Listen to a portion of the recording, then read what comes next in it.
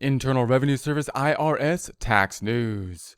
IRS grants additional relief for rehabilitation credit deadlines. IR 2020-173, July 30th, 2020, Washington. Because of the burdens the COVID-19 pandemic has placed on taxpayers claiming the rehabilitation credit, the Internal Revenue Service today issued Notice 2020-58, there's a link to that here, that provides additional relief to taxpayers in satisfying the substantial rehabilitation test.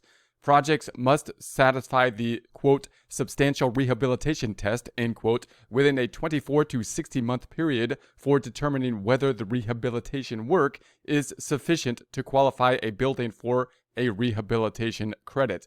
The Tax Cuts and Jobs Act, TJCA, generally requires rehabilitation credit to be claimed over a 5-year period for amounts that taxpayers pay or incur for qualified rehabilitation expenditures after December 31st, 2017. However, taxpayers may claim the credit all in 1 year under pre-TCJA rules for projects that qualify under a transition rule. The notice issued today allows taxpayers that have a measuring period under the substantial rehabilitation test ending on or after April 1st, 2020 and before March 31st, 2021 now have until March 31st, 2021 to satisfy the test.